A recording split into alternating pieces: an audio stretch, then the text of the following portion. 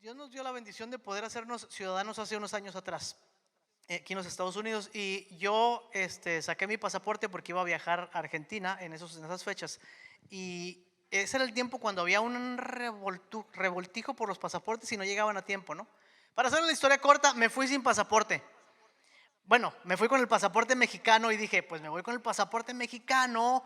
En Argentina llego sin ningún problema como mexicano, y mientras estoy allá, los 14 días que voy a estar allá, que me llegue el pasaporte de los Estados Unidos, que mi esposa me lo mande por correo, que yo lo reciba allá y que regrese yo como ciudadano norteamericano a los Estados Unidos.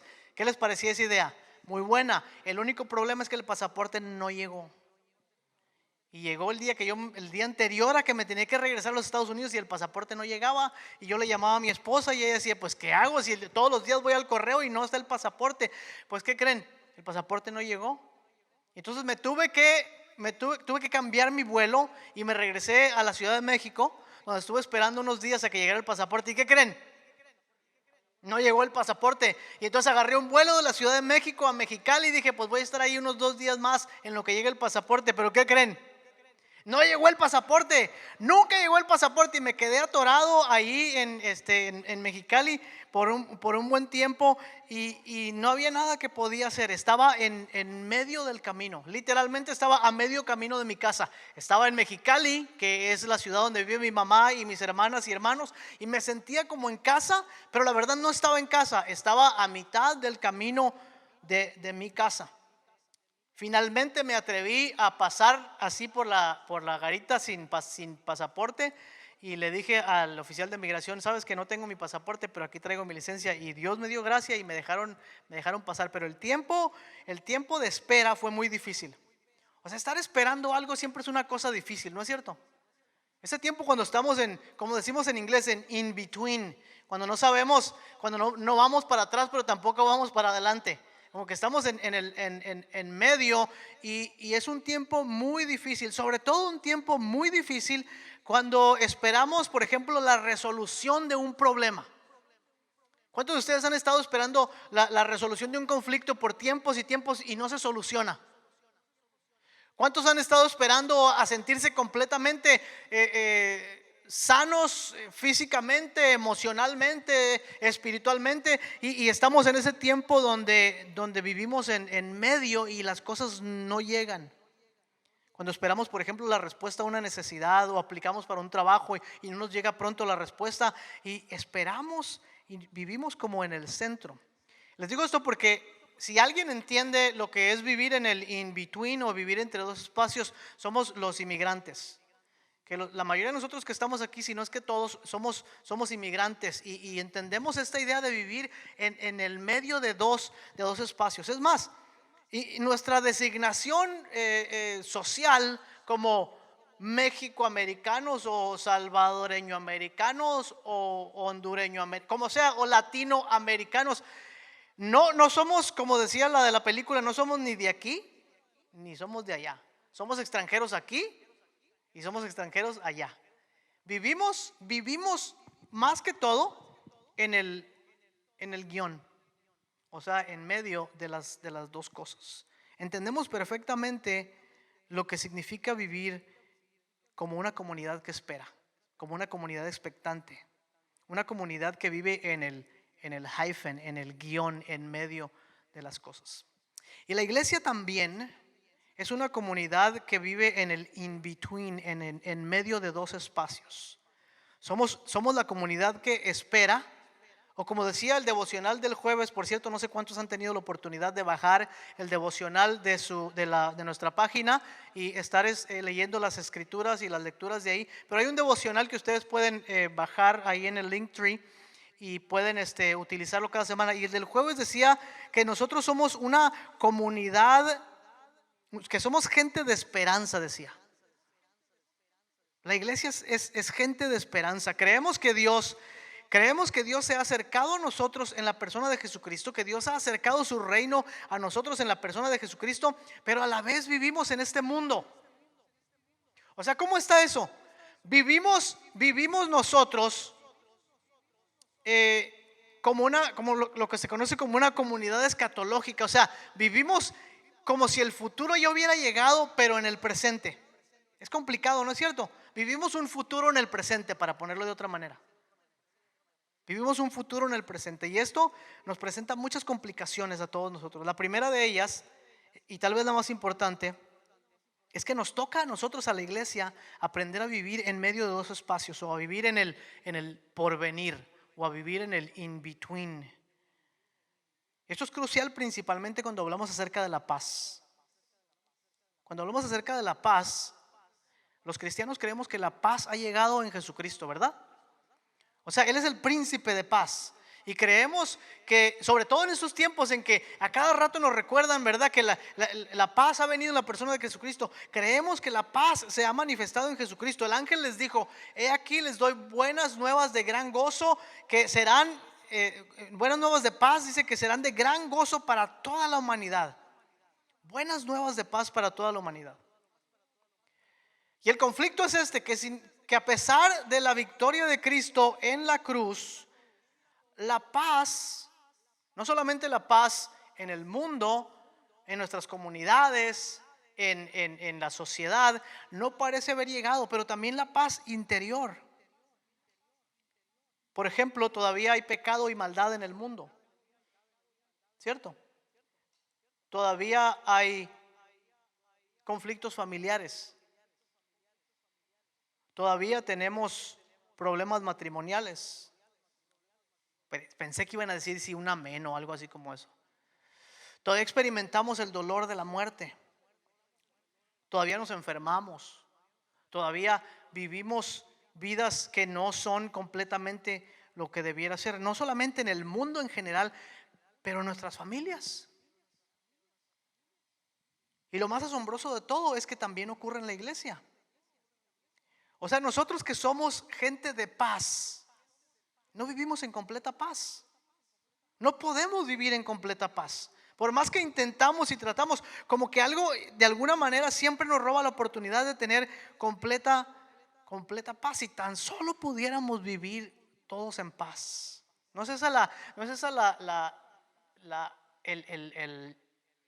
el lamento de los corazones del mundo entero, si tan solo pudiéramos vivir en paz. Pero pareciera como que nunca podemos lograr la completa paz. A veces ni siquiera en los momentos más finales de la vida. Un día fui a orar por un hombre que tenía horas sin responder, y que la familia pensaba o que se estaba muriendo o que estaba en coma, porque tenían horas hablándole y moviéndolo, y ese hombre no respondía. Y me llamaron y me dijeron: hermano, pudiera venir a orar por mi papá. Y fui a estar ahí, y pues estuvimos orando por el papá, estuvimos orando por la familia. Yo creo que había pasado todo el día ese hombre sin responder, y la familia se preparaba ya para orar, para despedirlo. Y en un momento me acerqué al hombre y le dije, poniendo mi mano sobre él, le dije: Rigo, si usted me escucha, le estamos pidiendo a Dios por su completa recuperación. Y para mi sorpresa y la sorpresa de todos los que estaban ahí, el señor Rigo abrió los ojos así y dijo: ¿por qué no me dejan en paz? Dijo: ya me quiero morir y no se callan, dijo el Señor. O sea, hasta en el momento de la muerte estamos todavía teniendo conflictos, no solamente con nosotros mismos, sino con otras personas. ¿Cómo podemos aprender a experimentar la paz de Cristo en nuestros corazones? ¿Cómo experimentamos la verdadera paz cuando vivimos en estos dos espacios, o sea, en el in-between? ¿Cómo manifestamos la paz de Cristo cuando no pareciera haber paz alrededor nuestro, y ni siquiera a veces pareciera haber paz en nuestro interior, en nuestros corazones?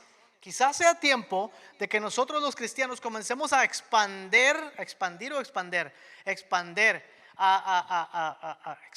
¿Cómo se dice? Expandir. A ver, los expertos en español. Mike, tú sabes. Expandir. Bueno, vamos a decir expandir. ¿Cómo expandimos nuestro concepto de la paz? Para que en lugar de pensar en la paz como solamente la libertad de los conflictos, pensemos en algo mucho mayor, mucho más grande. Es que les invito a que busquen en sus Biblias la lectura del día de hoy, que se encuentra en Lucas capítulo 2. Lucas capítulo 2, el Evangelio de San Lucas capítulo 2.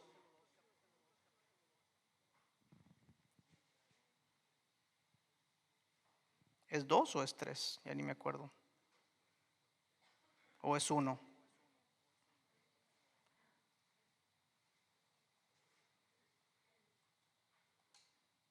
¿A dónde vamos? ¿A Lucas capítulo 2?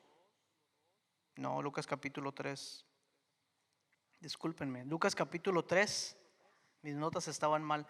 Los versículos 1 al 6. Esta porción de la escritura en el Evangelio de Lucas dice: en el año decimoquinto del imperio de Tiberio César, siendo gobernador de Judea Poncio Pilato, y Herodes tetrarca de Galilea, y su hermano Felipe tetrarca de Iturea y de la provincia de Traconite, y Lisanias tetrarca de Abilinia, y siendo sumos sacerdotes Anás y Caifás, vino la palabra de Dios a Juan, hijo de Zacarías, en el desierto, y él fue por toda la región contigua al Jordán, predicando el bautismo del arrepentimiento para perdón de pecados, como está escrito en el libro del profeta Isaías, que dice: voz que clama en el desierto, preparad el camino del Señor, enderezad sus sendas. Todo valle se llenará y se bajará todo monte y collado, los caminos torcidos serán enderezados y los caminos ásperos allanados, y verá toda carne la salvación de nuestro Dios. Entonces empezamos inmediatamente a leer esa escritura, los tremendos contrastes que hay en los primeros versículos. Los gobernantes poderosos de ese tiempo que están en sus palacios, pero Juan el Bautista está ¿dónde? En el desierto, ¿no? Los líderes religiosos están en el templo, y Juan el Bautista está en la calle. La opulencia de los poderosos en contra de la frugalidad de Juan el Bautista, que comía langostas y miel silvestre. La fama de los grandes y la humildad del profeta.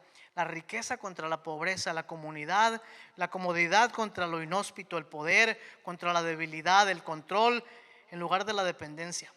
Vemos este contraste tan grande cuando menciona todos estos poderosos, todos estos grandes, incluyendo los sacerdotes, pero allá en un rincón menciona a un hombre que venía del desierto, a Juan el Bautista.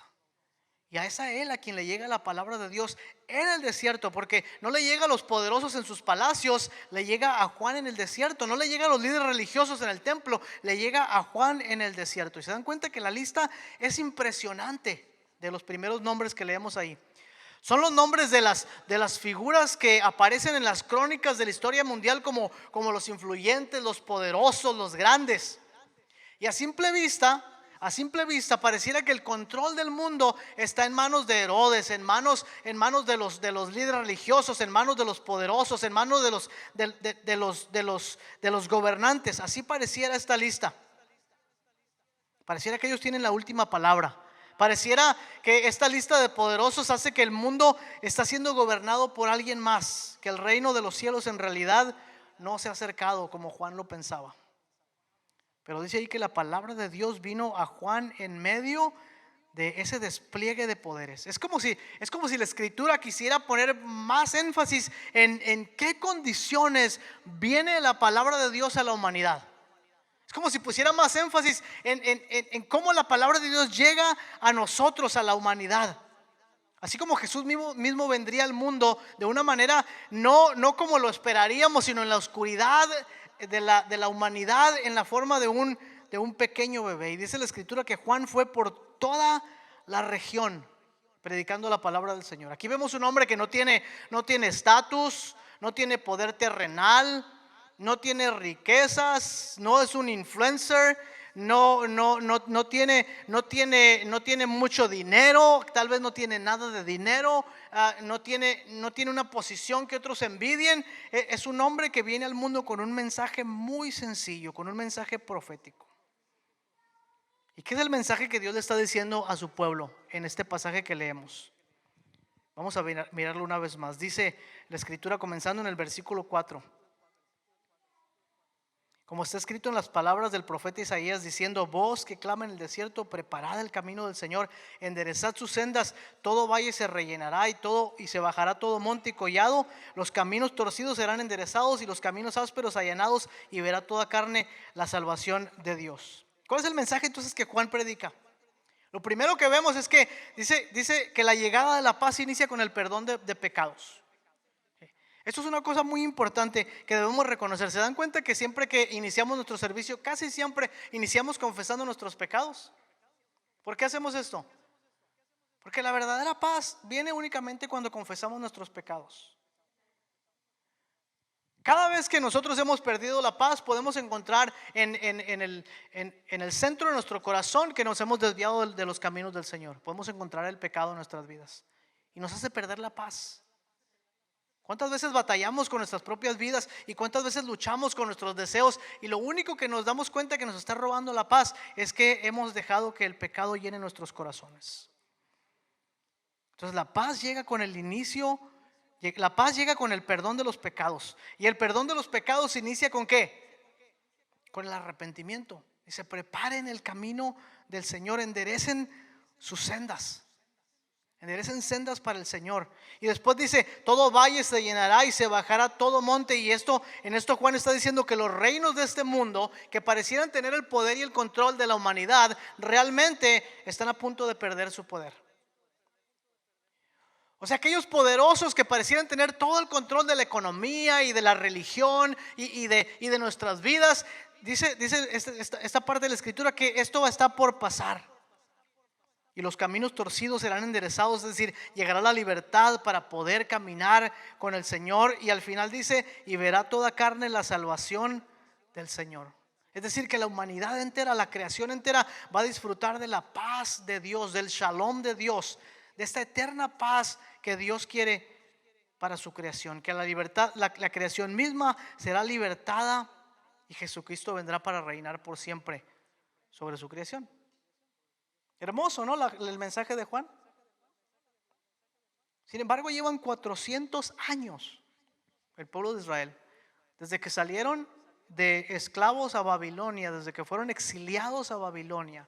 Llevan 400 años en los que nada ha ocurrido. Es decir, llevan 400 años en ese in-between. Llevan 400 años esperando que Dios traiga su liberación, y por 400 años Dios no lo ha hecho. Y no es la primera vez que esperan 400 años. ¿Cuánto tiempo duraron en Egipto de esclavos? 450 años duraron en Egipto como esclavos, esperando a un libertador. Y el pueblo de Dios durante todo ese tiempo estuvo a la expectativa de que Dios en algún momento iba a desnudar su brazo, iba a revelar su gloria, tal como lo habían dicho los profetas, y que el nuevo siglo de Dios, la nueva era de Dios, iba a comenzar.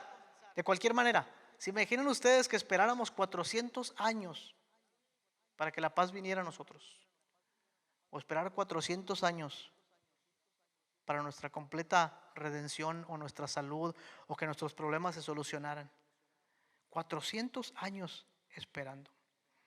El pueblo de Israel era un pueblo que esperaba la paz, que estaba a la expectativa de la paz, pero la paz nunca parecía llegar. Y el pueblo de Dios, es decir, la iglesia, siempre ha sido un pueblo que espera. Somos portadores de una esperanza que está presente, pero que todavía no llega por completo. Y corremos el riesgo de perder la paciencia en la espera o de actuar por nuestra propia cuenta, porque nos fascina la idea de no tener que esperar por las cosas que creemos que son las cosas correctas. Por ejemplo, ¿se dan cuenta ustedes que en nuestra cultura nos fascinan las personas que no esperan por la justicia y que toman la justicia en sus propias manos? Los llamamos superhéroes. Tenemos, por ejemplo, a Batman, el Chapulín Colorado. Sí, el Chapulín Colorado. Batman no espera a la policía para atrapar a los malos. Él tiene sus propios medios. Y Batman se encarga de la injusticia de este mundo y trae paz a ¿cómo se llama la ciudad de Batman? Gótica. Él no necesita esperar a nadie. Y lo celebramos, ¿no es cierto? Sabemos que no es verdad, pero decimos: sí, ojalá que existiera un Batman aquí en el sur de Sacramento también, que anduviera haciendo todas esas cosas que la policía no puede hacer. Nos fascinan aquellos que no esperan por las cosas por las que todos esperamos. Nos fascina un Iron Man que con su tecnología puede acabar con todos los malos y no tiene que esperar a que los gobiernos actúen, porque él puede ponerse su traje poderoso y salir volando y terminar con todos los malvados, y no tiene que esperar por nadie para establecer la paz, porque Él va a matar a todos los malos, como dijo un gobernante una vez, ¿verdad? Vamos a alcanzar la paz en el mundo, así tengamos que matar a todos. Así es Iron Man también, y lo admiramos porque decimos, Iron Man no espera a nadie, él sale y él hace destrozos y mata a todos los malos y establece la paz.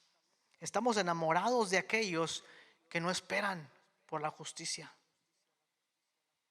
Las pasadas semanas vimos, algunos tal vez se dieron cuenta en las noticias de el juicio de este jovencito Kyle Rittenhouse, que fue exonerado de sus cargos de haber asesinado, de haber matado a unas personas en una protesta.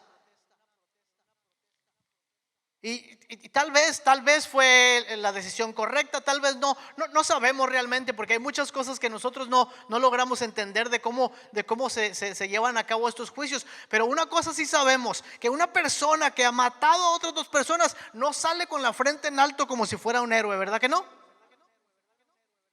Una persona que ha cometido una cosa como esa sale con la cabeza abajo y pidiéndole a la humanidad perdón por sus errores. Pero no, porque cuando creemos que la paz y la justicia están en nuestras manos, entonces nosotros podemos levantarnos incluso en armas y podemos defendernos de los que nos atacan. Pero la paz es fugaz para toda la humanidad. La paz es escurridiza y es evasiva. Es como el agua que nos echamos en las manos. ¿Alguna vez se ha puesto agua en las manos? Todo el tiempo, ¿no? Y trata de retenerle el agua en las manos y llevarla de un lado para otro. Y es escurridiza. Parece que la tenemos ahí por un momento, pero inmediatamente se va de nosotros. Y muchos en la historia han intentado traer paz al mundo y traer paz a otros, incluyendo a la iglesia. Y hemos cometido los peores errores tratando de establecer la paz por nuestra fuerza. En este texto vemos a los gobernantes poderosos y a los líderes religiosos prominentes que creen que es tiempo de establecer la paz. Los romanos, a partir de unos años antes de eso, unas décadas antes de eso y siglos después de eso, trajeron lo que se llamaba la paz romana. O sea, los romanos creían que ellos habían venido a establecer la paz en el mundo. ¿Y saben cómo establecían la paz en el mundo? Subyugando a todos los demás. Con el ejército más poderoso de la historia de la humanidad, con las mejores armas y los mejores caminos y el mejor presupuesto para tener más ejércitos y tener más armas. Y entonces vamos a traer la paz en el mundo, conquistando a todos los otros que no tienen el mismo concepto de la paz que nosotros tenemos. Y los judíos, por otro lado, decían, solamente vamos a alcanzar paz si logramos matar a todos estos romanos. Y vemos en esta escritura que a cada uno le parece bien su versión de la paz. Porque los romanos quieren apaciguar a los judíos y conquistar al mundo, y los judíos quieren destruir a los romanos y alejarse del mundo. Tenemos un problema, tenemos una relación conflictiva con la paz. A veces pensamos que la paz va a venir a través del progreso, y no estoy en contra del progreso, obviamente el progreso es bueno, pero a veces la gente piensa, y los cristianos a veces pensamos que la paz va a llegar a nosotros a través del progreso. Decimos, si somos una mejor humanidad, las cosas van a cambiar. Ya la humanidad pensó eso antes, la época del alumbramiento y en el siglo XVII, en el siglo XVIII, XIX. La humanidad pensaba que íbamos a llegar a la cúspide de nuestra humanidad, íbamos a establecer la paz en el mundo. Nos íbamos a deshacer de las supersticiones de la religión y la ciencia iba a alcanzar a toda la humanidad. Y luego en 1920, ¿qué pasó? Primera Guerra Mundial, le dio en la torre a la expectativa de la humanidad de ser finalmente, con su progreso, la humanidad que debía brillar por siempre. Y mientras nos estábamos recuperando de la Primera Guerra Mundial en 1942, ¿qué pasó? La Segunda Guerra Mundial, y nos dimos cuenta de los horrores, por lo menos cuando leemos en la historia, de los horrores de una humanidad que piensa que puede a través de su progreso establecer la paz en el mundo. Ese es un problema que vemos ahí. Pero el siguiente problema que vemos en este texto es que la paz no parece que va a llegar nunca mientras alguien más está a cargo del mundo, ¿verdad? O sea, los republicanos dicen, mientras los demócratas estén a cargo no vamos a tener paz. Y los demócratas dicen, mientras los republicanos estén a cargo no vamos a tener paz. Y los independientes dicen, mientras esos dos estén peleando no vamos a tener paz. Y los del Partido Verde dicen, mientras no estemos abrazando árboles no vamos a tener paz. Y así cada uno está peleando con el otro. Y todos pensamos que la paz no va a llegar mientras otros estén a cargo. Y por eso nos fascina la idea a nosotros de estar a cargo de las cosas.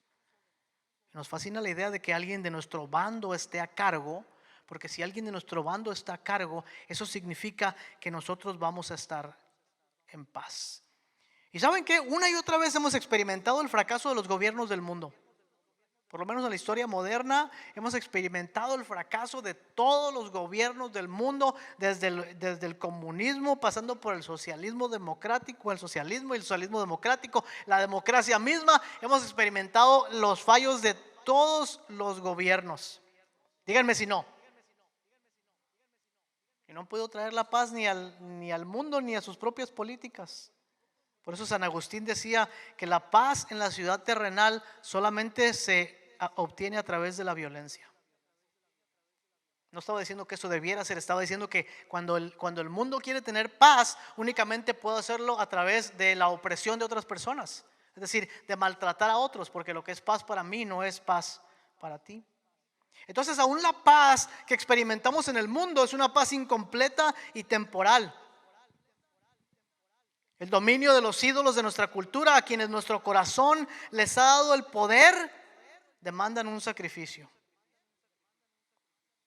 Sí, demandan un sacrificio. Todos los ídolos que nuestra cultura adora demandan un sacrificio de sangre. La semana pasada volvimos a ver que el Dios de la guerra, el Dios de las armas, me encanta cómo el Señor dice en el Antiguo Testamento, dice los ídolos inmundos de Egipto, habla de ellos, ¿verdad? Los ídolos inmundos de nuestra cultura, la idolatría de las armas y de otras cosas que han hecho de nuestra sociedad lo que es ahora, cobró una vez más su sacrificio de sangre. 4 jóvenes les fue arrebatada su vida. ¿Cómo buscamos nosotros y experimentamos la paz cuando todos los indicadores nos hablan de guerra? ¿Cómo vivimos en paz cuando todos los indicadores nos dicen que no hay paz en el mundo? ¿Cómo vivimos en la paz que ya ha llegado y la paz que está por venir, cuando aún en nuestras vidas no pareciera encontrarse la verdadera paz? Pues vamos al texto una vez más para ver lo importante de esto. Porque vamos a notar algo muy importante a partir de los versículos 4 al 6 que ya leímos. Pero algo tan importante que creo que los judíos habían pasado por alto y que nosotros olvidamos constantemente. Los versículos 4 al 6, si lo están leyendo ahí, nos dicen que la paz que llega no es simplemente la ausencia del conflicto. No. La paz de Dios no es únicamente la ausencia del conflicto. Es la recreación de su proyecto. Es la recreación de su humanidad. Es decir, el proyecto de la humanidad de Dios tiene que ser recreado. Tiene que ser reinventado, reseteado. Vemos un ejemplo de eso, por ejemplo, en Génesis capítulo 5, cuando el diluvio hace que toda la creación sea reseteada. Está diciendo que la paz de Dios no nos llega simplemente como la ausencia de conflicto, sino como la creación o la nueva creación de todas las cosas. Y los cristianos sabemos algo y debiéramos regocijarnos en esto, pero lo olvidamos constantemente, que la paz ha llegado a nosotros en una persona. Que la presencia de Cristo nos garantiza la paz aún en medio de la tormenta. La presencia de Cristo nos garantiza que Él estará con nosotros y que un día todas las cosas van a ser reconciliadas en Él y por Él, y Él gobernará para siempre en su creación. Tanto como un bebé encuentra únicamente en su mamá la verdadera paz. Las que tienen la bendición de ser madre saben que los niños, los hijos ni siquiera con el papá encuentran paz, ¿no es cierto? Pero cuando la mamá los agarra en sus brazos y los acaricia, entonces el bebé está en paz, está tranquilo. Dicen que los bebés pueden, ya que han nacido, dice que cuando la mamá los pone en su regazo, pueden recordar el latido del corazón cuando estaban adentro de la pancita de su mamá. Y ese zumbido del corazón, ese latido de su corazón es lo que le trae paz a los pequeños. Por eso si usted tiene hijos adultos todavía y están en conflicto, están en necesidad, y ustedes son mamás o también los papás, no importa, acérquense a ellos y abrácenlos y pónganlos en su regazo y déjenles saber qué tan importantes son ellos para ustedes. Ya aunque tengan 30, 40, lo que sea, acérquense a sus hijos y abrácenlos y demuéstrenles que la verdadera paz solamente se encuentra en la presencia de alguien. Para nosotros los cristianos sabemos que la verdadera paz se encuentra en Jesucristo. Tal vez esa es la razón por la cual el príncipe de paz viene a nosotros en la forma de un bebé. Porque ¿qué cosa es más pacífica que un bebé? Un bebé no puede matar a nadie, un bebé no puede atacar a nadie, un bebé no odia a nadie, un bebé no le hace mal a nadie. El príncipe de paz es la encarnación en un bebecito de la misma paz de Dios para la humanidad. Pero no es una paz que viene a través de la violencia, sino a través del sufrimiento. Veamos esto bien en los evangelios. La paz de Dios no viene a través de la violencia, viene a través del sufrimiento. O en medio del sufrimiento. No viene a través del poder, sino a través del poder del amor. No viene a través de la imposición, sino a través del servicio. No viene para destruir a sus enemigos, sino para amarlos, para reconciliarlos con Dios en su cruz. El príncipe de paz viene a destruir la muerte, pero a destruirla con la misma muerte. El evangelio es la buena noticia que nos dice que la paz de Dios ha llegado a la humanidad en la forma de un bebé, en la forma de su hijo. Porque el que tiene al hijo tiene la vida, y la vida es la paz del Señor. La humanidad ha estado en conflicto con Dios y consigo misma desde el principio. Ha vivido en la violencia, en la idolatría y en pleitos unos con otros. Pero recordamos lo que hacemos cada domingo, que en el octavo día el Hijo de Dios apareció para deshacer las obras del diablo. ¿Cómo se aplica esto a nuestro contexto? ¿Cómo experimentamos la paz de Dios cuando estamos esperando que nuestra situación migratoria, económica, física se solucione y la solución no parece llegar? ¿Cómo experimentamos la paz de Cristo cuando nuestras vidas están agobiadas por la tristeza, por el dolor, y no sabemos qué hacer el día siguiente, y no sabemos cómo movernos el día siguiente, y no tenemos la energía para levantarnos de la cama? ¿Cómo experimentamos la paz del Señor cuando la situación familiar no es la ideal? ¿Cómo experimentamos la paz del Señor cuando hay conflictos en la iglesia? En esta iglesia no, aquí no tenemos conflictos, pero en otras sí tienen conflictos. ¿Cómo experimentamos el shalom de Dios? Bueno, la verdadera paz no es la ausencia de conflicto, es la presencia de Cristo. La verdadera paz no es la ausencia de problemas, es la ausencia de Cristo, es la presencia de Cristo. La verdadera paz es la presencia de Cristo.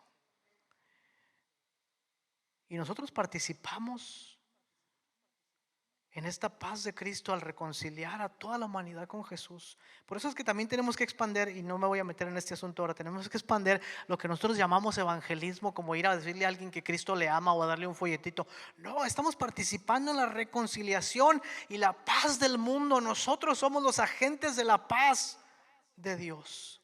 Y en cualquier lugar donde haya una oportunidad de testificar de esta paz que ha llegado en la nueva creación, nosotros debemos estar ahí. Debemos desarrollar prácticas en nuestras vidas que nos reorienten hacia la paz de Dios, la hospitalidad, el amor al prójimo, incluso el embellecimiento de lugares donde vivimos y trabajamos, proclamando también el evangelio. Porque la verdadera paz es experimentar la presencia de Cristo y participar con el príncipe de paz, compartiendo la paz con toda la humanidad. Seguro estoy que han escuchado en muchas ocasiones la famosa oración de San Francisco de Asís, las primeras 2 líneas por lo menos, que dicen: Señor, hazme instrumento de tu paz. Señor, hazme instrumento de tu paz. Donde hay odio, que yo lleve amor. Donde hay ofensa, que yo lleve el perdón. Donde haya discordia, que lleve yo la unión. Donde haya duda, que lleve yo la fe. Donde haya error, que lleve yo la verdad. Donde hay desesperación, que lleve yo la alegría. Donde hay tinieblas, que lleve yo la luz. Y este hombre entendió una cosa importante, que él era un portador de la paz. Donde haya, dice, ahí voy a ir yo. Y nosotros también participamos de la presencia de Cristo.